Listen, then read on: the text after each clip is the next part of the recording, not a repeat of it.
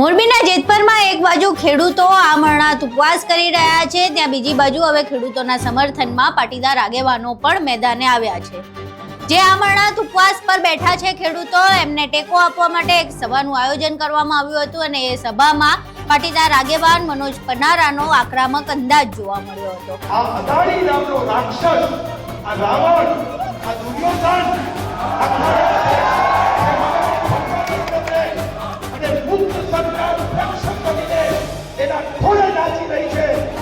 આખી ઘટના શું છે તેના વિશે વિગતે ચર્ચા કરીએ। નમસ્કાર, તમે જોઈ રહ્યા છો ચક્રવાત ન્યૂઝ, હું આપની સાથે હેમંત।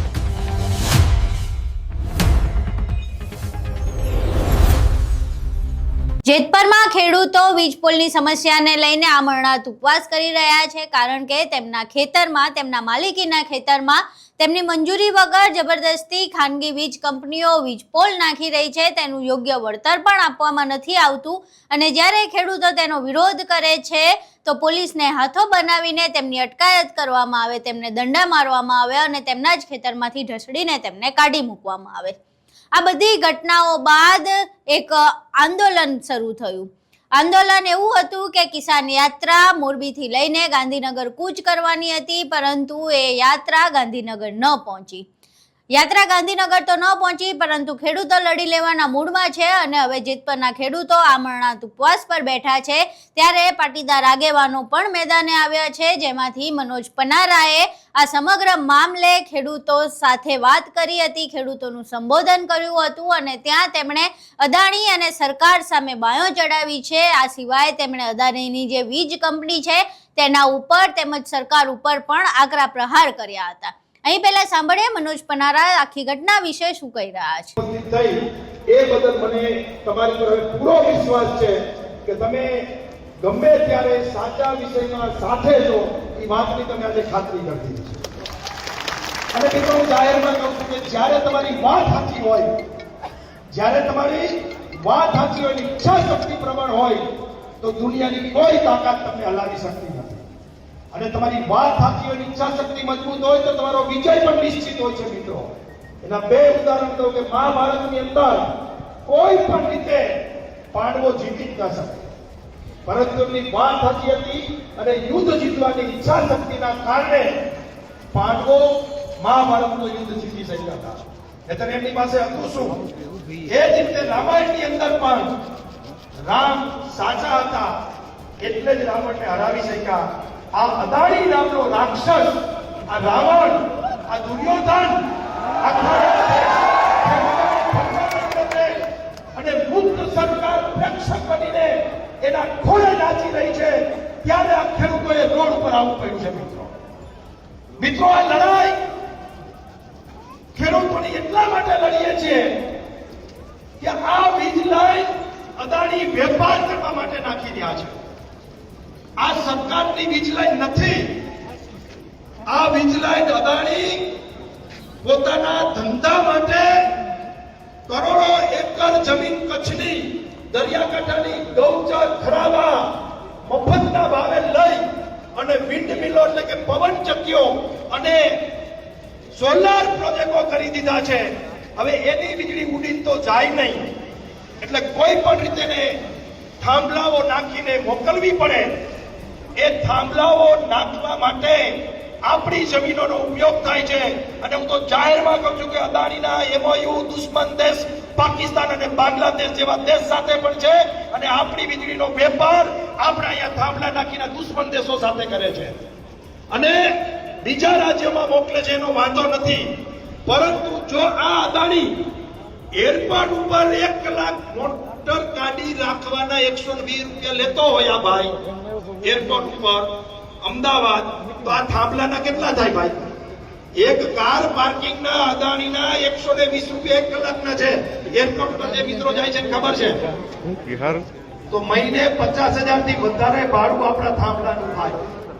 પણ હા, એટલે જે આમ તો કોઈ મૂકી લેજો, પણ આ અદાણીને મારા બાપનું કોઈ કાનૂન નો લાગે, કોઈ કોર્ટ નો લાગે, કોઈ અધિકારી નો લાગે, બધાને નેતાથી લઈ લીધા છે અત્યારે, બધાને।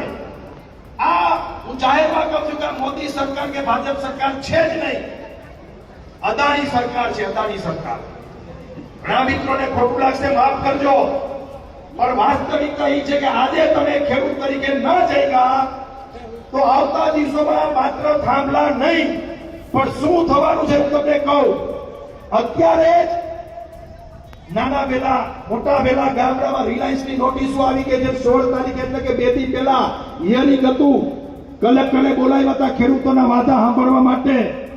ખાલી કાગળ ઉપર લાઈન આ વિસ્તારમાં જેને નોટિસો આવી ગઈ છે, જેની કામગીરી સર્વેની ચાલુ થઈ ગઈ છે, એવી આ વિસ્તારમાં 8 લાઈન આવે છે. કેટલી? 8 લાઈન તો અત્યારે ચાલુ છે. ટોટલ 18 થી વધારે લાઈન આવવાની છે ને આખા એ ગુજરાતમાં ટોટલ 100 થી વધારે વીજ લાઈનો આ વિસ્તારમાંથી આખા ગુજરાતમાંથી નીકળવાની છે. થશે શું? કોઈને મનમાં એમ હોય કે ભાઈ મારે ક્યાં અહીંયા ખેતર છે, મારે હું લેવા દેવા, મારે તો કારખાનું છે, દુકાન છે, ધંધો છે, નોકરી છે. બિલ્ડર થી માંડીને બધાને નુકસાન જવાનું છે. આપણે બધાએ શહેરની નજીકના ગામડાવાળાએ જમીન વેચી અને દૂરના ગામડામાં સસ્તી જમીનો લીધી છે. બધાએ ભાગીદારીઓ કરી અને 5 લાખ 7 લાખ 10 લાખના વીઘા બધાએ રોકાણ કર્યું છે. આ બધા જ મોરબી જિલ્લાના રોકાણકારોનું રોકાણ ઝીરો થઈ જવાનું છે. તમે રોક્યા એટલા રૂપિયા આવવાના નથી. આ શબ્દ યાદ રાખજો. બિલ્ડરોને એમ હોય કે આવતા દિવસોમાં મારે ક્યાં ઉપાધિ છે, એક ગામડું બાકી નથી રહેવાનું. એક ગામડું કેટલું? આપણે કચ્છથી સીધો સરહદી જિલ્લો છે. કચ્છથી જેટલી પણ લાઈનો નીકળશે એ આપણા વિસ્તારમાં નીકળવાની છે. મારે તમને ખાલી ધ્યાન દોરવું છે કે કેટલી લાઈનો નું સર્વે ચાલુ છે, કેટલી લાઈનો નીકળવાની તૈયારી છે, એનું ખાલી એક તમને હિસાબ આપી દઉં એટલે તમને ધ્યાનમાં આવશે. એક લાઈન છે પાવર ગ્રીડની ખાવડા માળિયા હળવદ દેગામ 765 કેવી. બીજી છે ખાવડવા જેતપર હળવદ જે અત્યારે માથાકૂટ આપણે આલી છે, અંદાણીનું કામ ચાલુ છે. ત્રીજી છે હળવદ પાવર ગ્રીડ થી અદાણી ગ્રીડ કામ ચાલુ છે. હળવદ વાંકાનેર ટંકારા જામનગર ટ્રાન્સમીટર આ લાઈનનું કામ ચાલુ છે. કચ્છ માળિયા નવલખી જામનગર 800 કેવી રિલાયન્સ સર્વે ચાલુ છે. કચ્છ માળિયા નવલખી જામનગર 765 કેવી રિલાયન્સ કામનું સર્વે ચાલુ છે. ખાવડા માળિયા હળવદ નાગપુર 800 કેવી પાવર ગ્રીડની લાઈનનું સર્વે ચાલુ છે. 8મી લાઈન ખાવડા માળિયા હળવદ ઓલપાડ 500 કેવી ટ્રાન્સમીટરનું કામ ચાલુ છે, સર્વે ચાલુ છે. મિત્રો આ તો 8 લાઈનનું તો સર્વે ચાલુ છે. આમાં કેના ખેતર ને કેના ગામ રહેવાના છે બાકી? અહીં તમે મનોજ પનારાને સાંભળ્યા. હવે મનોજ પનારા સીધી રીતે ખેડૂતો સાથે આ આખી વીજપોલની ઘટનાને લઈને લડી લેવાના મૂડમાં જોવા મળી રહ્યા છે. અદાણી ઉપર પણ આકરા પ્રહાર કરવામાં આવ્યા છે. આ સિવાય ખેડૂતોને આખી સમસ્યાને લઈને જાગૃત પણ કરવામાં આવ્યું છે. અત્યાર સુધી તો કોઈ પાટીદાર આગેવાનો આખી ઘટનાને લઈને મેદાને આવતા નહોતા જોવા મળ્યા, પરંતુ જ્યારે હવે પાણી માથા પરથી જઈ રહ્યું છે, જ્યારે ખેડૂતો ખુદ આમરણાત ઉપવાસ પર બેઠા છે, જ્યારે આખી ઘટનાને લઈને વિરોધ પૂરજોરથી ચાલી રહ્યો છે, ત્યારે હવે પાટીદાર આગેવાનો પણ મેદાને આવ્યા છે. એમાંય જેતપર એ પાટીદારોનું ગામ છે, ત્યારે પાટીદાર આગેવાનોનું મેદાને આવવું તે ખૂબ જ વ્યાજબી બાબત હતી. જો કે અત્યાર સુધી કોઈ પણ પાટીદાર ચહેરો જે હતો એ મુખ્ય હરોળમાં દેખાતો નહોતો, મેદાને નહોતો, ત્યારે પ્રશ્નો પણ થઈ રહ્યા હતા કે હવે પાટીદાર આગેવાનો ક્યાં સંતાઈ ગયા છે. પરંતુ જ્યારે મનોજ પનારા મેદાને આવ્યા છે ત્યારે ફરી એકવાર એ વાત ઊભી થઈ છે કે શું હવે આખું ખેડૂતોનું આંદોલન છે તેમાં પાટીદાર આગેવાનો પણ એટલા જ અગ્રણી રૂપે ભાગ લેશે અને ખેડૂતોને ન્યાય અપાવવામાં મદદરૂપ થશે કે કેમ? મનોજ પનારાની આખી વાત સાંભળી, મોરબીમાં જે આંદોલન ચાલી રહ્યું છે તેના વિશે પણ જાણ્યું. હવે આખી ઘટનાને લઈને તમારું શું માનવું છે? તમારા મંતવ્યો અમને કોમેન્ટ બોક્સમાં જરૂર જણાવજો. વિડીયો પસંદ આવ્યો હોય તો વિડીયોને લાઇક કરજો, શેર કરજો અને અમારી ચેનલને સબસ્ક્રાઇબ કરવાનું ભૂલશો નહીં. નમસ્કાર.